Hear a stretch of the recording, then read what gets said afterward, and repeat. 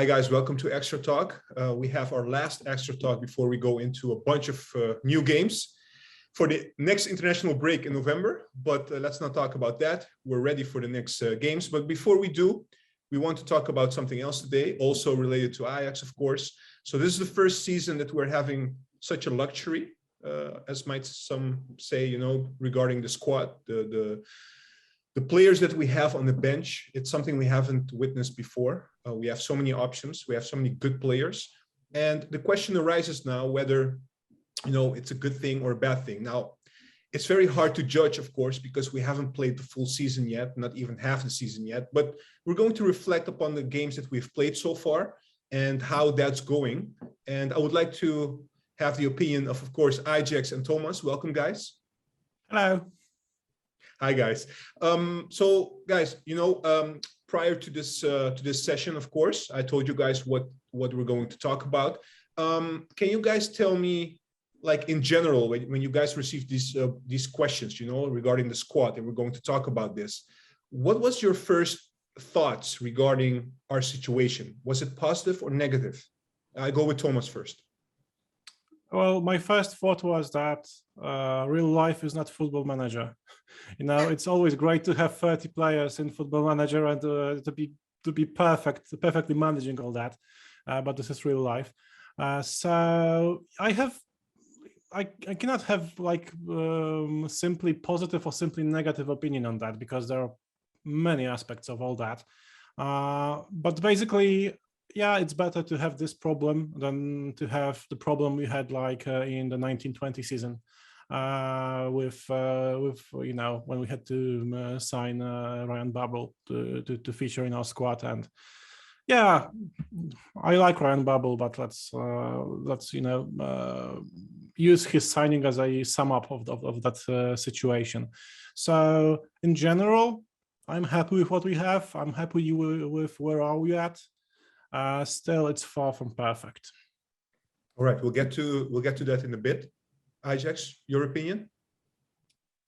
For now, I'm quite happy with the depth of the squad, but I'm a little bit afraid we are going to lose our identity if we not change a little bit of our tactics and a little bit of how we use the players or how we combine the squad, like which players you have in the squad to have those depths for the several positions. But we will get into that in a bit with a few other questions. So for now, for this season, I think it's okay, but do have some remarks for the future. All right, well, let's jump right into it, and you can take it away, Ajax. Look, we had a few matches, right? And luckily, knock on wood, not many injuries in the squad. So our key players, but also the good players that we have on the bench, we can rotate, we can change stuff whenever we want. How do you think it's going so far? And how do you think Ten Hag is handling the big squad until this point? Shall I take this one? Yeah, it's for you. Okay, yeah. Thanks. I think Ten Hag could handle it better. I think he could show some more balls with some certain positions within the squad. For example, the keeper position. I think the majority of the fans already think that Jorge deserves a chance, and myself also. So this is one thing, and also his same subs every match. You know, the same kind of substitutions. He could be more creative in that area. So this is the downfall of having a bigger squad. You have several players you want to include into the squad, but he can be more creative by when he does it and how and which kind of substitutes he makes. So can you name a couple of examples, just one or two? That you can set a clock to it. You know, it's always Neres for Anthony, Anthony for Neres. It's the same trick over and over again. And now he also is rotating with Tagliafico and Blind. These kind of substitutes, you also know Berghuis is probably getting substituted during the 60th, 70th minute. It happened a lot, the matches that have been passed. So these kind of things, it's like you have maybe like 5, 6, 7 players that you want to include into the squad, but you almost know what are the first substitutes going to be in the match. And I think also Kudus and Darami, they need to have match fitness and match rhythm to be of a surplus value for Ajax when they have to be there. And if you only give him like 15 minutes, Kudus, how can you expect him to rise up to his potential? But what are you saying? Are you saying you want him to start differently at certain moments? I think it's important that he starts rotating the squad more, especially within the Eredivisie, and not like he did against Utrecht at the beginning of the match, because Utrecht is always a difficult match, especially with the full schedule we have. But all the other matches, like the 9-0, the 5-0, you know, against the smaller opponents, Fortuna, yeah. You can maybe start to approach those matches like a cup match, you know? Just rotate a little bit more, still have the identity of your squad, but maybe a few more players given rest, so that other players have the possibility to get some match fitness and some squad rotation minutes, you know? So that they will be there if there will be an injury, for example. Yeah. And we all know how it's have been in December, November, the last years. Usually we have many injuries, and it's important that the players are ready to take those spots, and that they not have to like adjust for 2-3 matches. Yeah, that's one thing, and I think it's. Before you go to the second point, Ajax, before you go to the second point, I just want Tomasz' take also, maybe because he thought about this as well. I want to know if he agrees with you, yes or no. Both yes and both no. When it comes to the surprise, the lack of element of surprise when it comes to the subs, well, I believe Ten Hag does what works, and he tried to surprise us all in the Utrecht game when he fielded both after the break, both Berghuis and Klaassen. Didn't work that well. So, well, I do agree that we lack especially provided how many sub players we have. We lack a bit of the element of surprise, but you know, there's some middle ground to be found in what is proven to work and what could actually be a surprise. Okay, but back to the main point. I'm really torn apart whether or not Ten Hag is rotating too much or too little. It's very early in the season. I'm sure, even though we've seen some great football from us, we're still building up. And if you're building up, you want to use your core squad to build some automatism and so on and so on. And having that in mind, I'm not that sure that not rotating that much is bad. Quite the opposite. On the other hand, looking at how good in form Mazraoui is, and knowing how injury prone he is, he should play less, if you ask me, especially provided that Timber can play right back with terrific effects. Wrench is not worse there as well. So yeah, this is one particular place where I guess there should be more rotation. Also, it's not about rotation, but about the first squad choices, because not all of them are, 100% understandable for me. I guess that Blind and Tagliafico are going to be like a separate talking point later on today. Yeah, but there are also cases like this. Yeah, also whether or not what we should do with the left wing. Should Tadic stay there, or should Tadic go to the number 9 position or number 10 maybe? There's a number of questions in that regard, but overall I would say that Ten Hag is dealing with it like 7 out of 10. I'm quite pleased actually with what he's doing, even though I'm really pissed off about the Utrecht game. It shouldn't have happened that way. Yeah. But yeah. But do you blame Ten Hag for how he started in Utrecht? Are you saying this, or has to do something else? Well, ultimately, for every result, you have to either blame or praise the manager. That's the way it goes. You agree with the starting 11? Are you referring to that, or the substitutions? Which one is it? Well, both actually. Nothing went correct in that particular game. I'm not saying I know what should have been done differently, especially, well, even if I knew, then it's always easy to give advices, Hindsight. like Captain Hindsight, right? Wow, you shouldn't have put your hand into fire, yeah, or whatever. Yeah, but still, something went terribly wrong. I don't know. Maybe it was just a mental thing. Yeah, we got too cocky, and we underestimated Utrecht, which is always tough with us. So maybe that was that thing. I don't know. Well, regardless, that was a bad game, and maybe it needed, like a cold shower for us, wake up call. Yeah, Well, absolutely. I don't think. I don't think go we ahead. should call it. We should even call it a wake-up call because it was just an unlucky match. If you look at the statistics of that game, we could have been sharper. We could have been making more goals. But the keeper made 3 terrific saves in one action, and that shot of where the goal came from, it was like one chance that they had, or like they were mentally up to it, Utrecht, but we do not have to over-exaggerate, It's No. it's just an incident. So a wake-up call for me is too big to call this incident. It's just unfortunate for me. And yes, Ten Hag could have done things differently, but that's not the crisis or something, I've heard people saying that, you in particular, Tomasz, but I heard people saying, oh, this is a wake-up call, we needed this, blah, blah, blah. That's just bullshit. It's just an incident. Even Bayern Munich loses at home after 2 years. Incidents happen. At the end of the road, I'm positive we will be champions.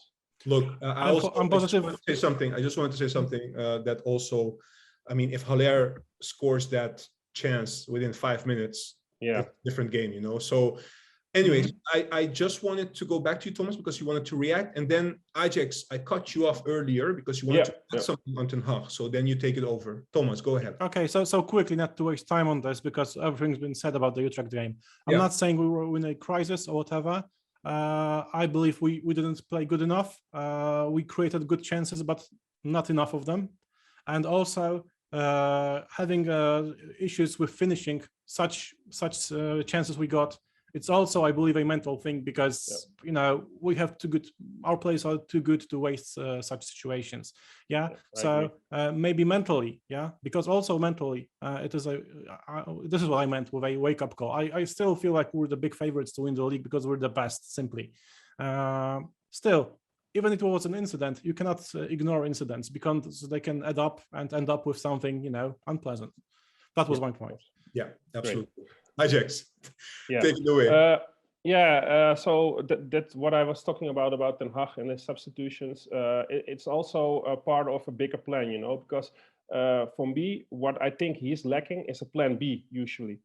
He doesn't have the quality, as much as I can judge it, to really turn around the match when it's going the bad way, And for this, to turn it around, you have to have players that are in form and that have minutes under their belt. So when you need them, not only in the Champions League, but also in the matches that against, for example, Utrecht, that you have to turn things around, you must have players that are ready to deliver when it's needed.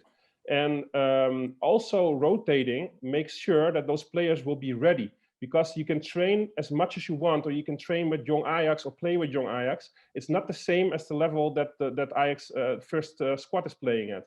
So also his lack of substituting and rotating the players more is also not in his favor if he wants to use a plan B, because they just don't have the rhythm that is necessary. Yeah, Ajax, can I react on that? Look, of course. I know what you're saying, and you do have a point. The only thing I would say is it's a bit difficult because at the beginning of the season, we only had 1 game a week. So we didn't have those 2 games a week. Then it's very hard to rotate. That means that some players will play only once in 2 weeks. And we know that in the beginning of the season, Ten Hag was referring to building up fitness, And I think also Tomasz touched upon it. He wants to create a starting 11 for now, and he wants to build up this team. And then Ten Hag also mentioned this, during the season, the puzzles will fall, like things will fall into each other. Some good players will take their chances, other players will be out of the squad, etc., etc. At the end, you always have the best players playing as the first 11 players. Now, the only thing I wanted to say is the other side of the coin of what you're saying. If you rotate too much, then none of the players will really get into form. Or are you saying that only for a specific amount of positions you want more rotation? Yeah, for certain positions that they're necessary when you want to play a plan B. Not only that, he's just too slow with making his substitutions when it's possible. If you're 3-0 up ahead against a lower team, just rotate more. If you know you're going to play in Europe next week, give the players more minutes. But don't you think he has rotated a lot recently? No, recently, yes. The last game against Utrecht, it was earlier than expected, but that was because it was not going that way, the right way. But if it was like 1-2-0 up ahead, he would have played with them until the 60th, 70th minute, and then you could set your clock to it. It would be Anthony for Neres, or Neres for Anthony. Berghuis would get substituted. If he finally sees the light and Haller is not playing right, Haller will be substituted and Tadic could play in a striker position. This also has to do with that kind of stuff, you know, because when Haller is playing bad, he's just letting him play until the 70th, 80th minute. If he's not scoring, if he's not delivering, if he's missing big chances and he's not sharp, you have to substitute him earlier so that you can have Darami on the wing and Tadic in the striker position. That is what I mean with having more balls, you know, like trying to like turn things around if things are not going well. That's my opinion. Yeah, but on the other side, correct me if I'm wrong, it's our biggest signing, it's our striker. If you take him off early, you also break his confidence. Yeah, he especially a signing of that kind of value, he should have the ability to cope with this. He's a professional, right? And it doesn't matter how much money he's worth. What Cruyff always said, never seen a bag of money score a goal. So yeah, it doesn't matter what his price is. Every player should be handled the same. All right. Tomasz, do you want to say something about that, or can we? Yeah, well, there is, you know, I had my point with, well, basically the whole situation is like, I don't have like a very solid point because like a position on all this, because I always get questions, why did he do that? And often I can come up with reasons with which often quite sometimes I do not agree with, but you know, I understand them. Still, I guess that I'm not satisfied with how much time Ranch got. I do not understand why Kudus is not playing that much. I'm humble enough to acknowledge that our manager knows better. Still, I don't understand that. And yeah, you need to keep all the players sharp somehow. And to be honest, in that regard, with our B players, I guess that I'm only happy with how many minutes Schürrle got. Yeah, he got the exact right amount of minutes he should have gotten. I saw him a bit. He did okay. He also did so that the quality of his performances was that we like solidified in our belief that Timber should be the starter. But other than that, yeah, I want to see Darami more. Maybe if he played more, he wouldn't have been so bad against Utrecht, because I didn't see any desire in his football. That's another story. This is exactly the point. Yeah. Yeah. So he was afraid of the arena or whatever. I don't know. Well, it was something to forget. I still believe in Darami, and I'm very happy about him that he's with our squad. But that substitution from him was unacceptable, if you ask me, and thing to be worked upon. But other than that, yeah, I have not much more to add to what Ajax said, because it's plain and simple. Yeah, look, I want to stress also what was mentioned before. This is very early start in the season, so it's very difficult to draw conclusions. But it's an interesting topic because we have seen a little bit of things happening so far. And I want to add something to the mix. And the thing that I want to add to the mix is that we sometimes tend to forget that this situation was not intended. We have, I can mention 2 players. I'm taking Onana out of the equation for now, but Tagliafico and Neres were supposed to be sold in the summer. And we didn't really think they will be playing this season for Ajax. But now we have them, and we have a very luxury position in terms of wingers, but also in terms of the left back positions. We have now 2 very good players that have to compete with each other, Blind and Tagliafico. So in those 2 specific cases, I want to talk about Tagliafico and Neres. What is your opinion about how they are being treated by Ten Hag, and how much playing time they're getting? Tomasz, I'll give this one to you first. Okay, so first of all, the manager wants it, and the manager's job is to deal with what he has. That's like the starting point of all this. So that's one thing. The other is I believe he's treating them fairly. I would have preferred to watch more Nico. because Blind has terrific vision, great passing, and so on. But he's no Messi, and we cannot sacrifice everything else because he has those qualities. So I would like to see more of Tagliafico. Still, Nico became even more reckless than ever, and he got that red card in the Super Cup, and yeah, I understand why he was benched. I mean, maybe it was like hey, mister, like, think about yourself and how are you playing, you wanted to leave, but that doesn't mean you can, like, lose your professionalism. So we have a luxury, but we're not that luxurious in the left back department. Both Nico and Daly have a lot of things to improve upon. Also, we have, Lisandro can play left back. He shouldn't, but he could. Also, Rensch can play there, and so on. Oh, also, I would like to give a round of applause for the club for extending Lisandro's deal. That's terrific news. Okay, when it comes to the Neres situation, it's actually quite similar. That I believe that he's being treated fairly, considering his performances, the quality of his football. He's clearly not one, not two, I guess 3 steps behind Anthony. Anthony, who's clearly our star player right now. So no need to complain there. The other guy would be Berghaus, but I'm happy to see him, adapt to the number 10 role and giving me more joy to watch him compared to Klaassen, for example. Now we can also talk about Kudus there, but that's another story. So both of them are handled correctly, if you ask me. They get enough display to not to lose too much transfer value, so that all the other clubs can see them fit and so on. But also we're not losing that much quality by not playing them all the time. So it's not a perfect situation, but I can't imagine this being handled better. Yeah, Ajax, your point on this. I think I agree with the Neres part, because he's getting his minutes and it's up to him to show that he is still a very good player and that he can reach the level of the Champions League campaign, like in Madrid, etc. Ajax, So, let me add something to that. Yes, we all agree that we have quality players on the bench that need to get also chances to start. That's also what you're mentioning.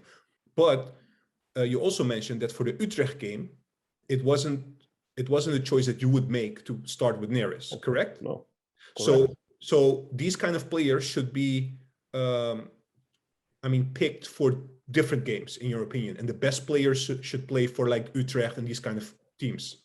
Exactly my point, because Utrecht and Feyenoord and PSV, for example, those are tough matches usually.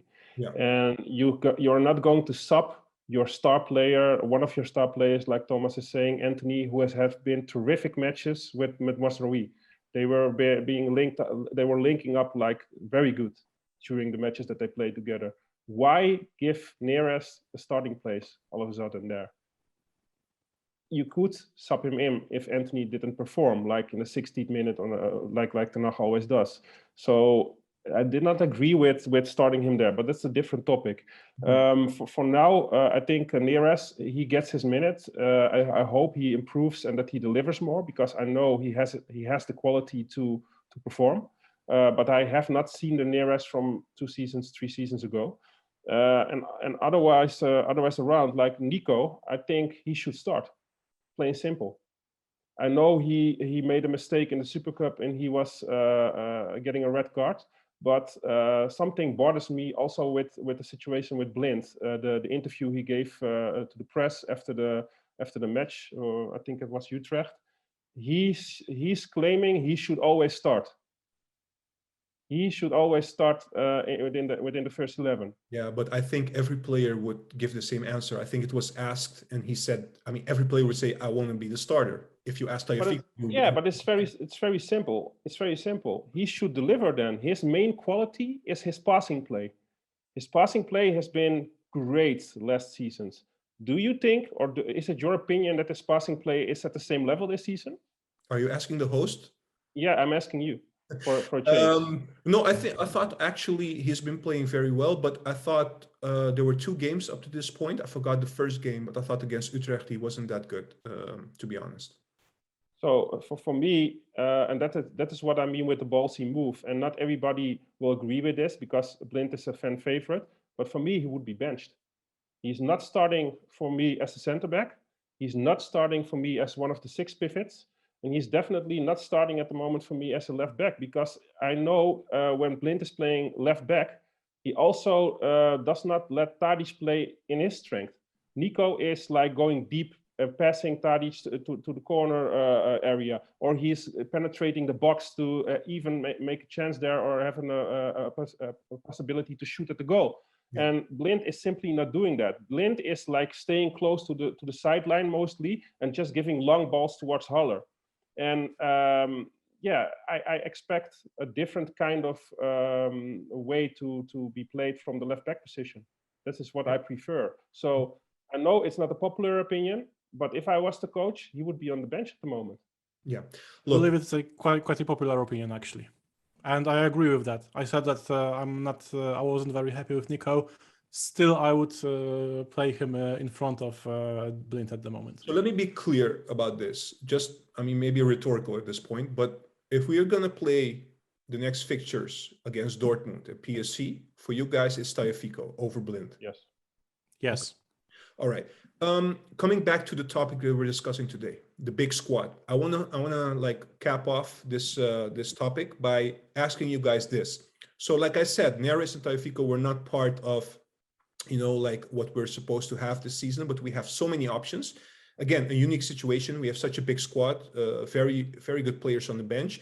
And one of the things that is actually an advantage for Ajax, we're talking about like Kudus not having a lot of playing minutes. We have a lot of players that are also international players. So they play for their country, they get the rhythm and they come back. Of course, we all hope they don't get injured, but it's not like they don't get into rhythm by playing matches, because luckily our squad is that good that they do get, playing time in their respective countries, with the exception of Mazraoui, but that's not bad because we know his injury prone, so that's fine. Anyways, what I want to tell you is, I know maybe this is a difficult question, but is this a benchmark that Ajax have accidentally set for itself, that we have such a big squad and this is how we have to move forward? Or do you guys think, no, this is maybe a squad that's too big and we should have a bigger squad than what we have this season? Again, it's early this season to draw conclusions, but I still want your opinion up to this point. Tomasz, you go first. Well, it will be perfect. Still, I'm afraid we won't be able to afford something like this long term, like 2-3 years in a row, provided that we do not make Frankie and Matthijs de Ligt level sales. We are where we are at, and this is how it is. Still, no, that would be perfect to have such squad all the time. But what if, because this is also a factor I didn't consider, but let's say we go all the way to the semi-final again of the Champions League. Don't you think that, Overmars, Van der Sar, the board, everybody start thinking, you know what, maybe this is the way to go? Yeah, well, if we have something to back it up, sure, go for it. I would be more than happy to do this. Still, if you think, financial wise, we didn't do that great after 18-19 season when it comes to Europe money. Sure, we got into the Champions League. We couldn't not get to Champions League. Still, we got knocked out in the group phase, and in Europa League you have way less money. You get as much ranking points, but way less money. Yeah. So that's something to consider. Well, yeah, but if we want to put the financial aspect aside, which we shouldn't, then go for it. Sure. If some players are unhappy long term, just replace them with either youngsters or some other players. that's perfectly fine. If you have a number of players doing their best to get to the first squad, that's perfect. That's what that's what a healthy football club looks like. Yeah, so that's there's that. And if I may put something to the comments and so on, I wrote with you on this privately. I believe in the wage bill department, we should try and mutually terminate Onana's contract. At this point, everybody would be happy. Everybody would be happy, and I guess it might be possible even to get away without paying the compensation. Me personally, I understand that people want to get results and have the best goalkeeper possible, and we have what we have right now. But for me, it's more important not to see him again in our shirt. Okay. That's my point. I'm not saying I'm the only one correct with this, but that's what I see. And if we want to treat ourselves seriously, I believe this is something that should be seriously considered. Okay. Ajax, how about you? Very briefly upon Onana, no. He's just sitting out this contract and let him sit on the bench at the youth squad. I don't even care. Cruel, bro. You're cruel. He's being a sauerkraut, so he's being treated as a sauerkraut. Let him. That's fine as well. Okay. Let him just sit there because no, not rewarding him by the possibility for him going earlier to Inter. You know. This is what I want to discuss earlier on in the extra talk. I do think it's good for this season, but I do not think it should be the benchmark for the future. I do think it should be the benchmark for the future that you have quality players for different positions so that you have backup. But we do not have to forget what our identity is. Our identity is for the future. We are an institute in Europe, the way we play football and the way we educate our players.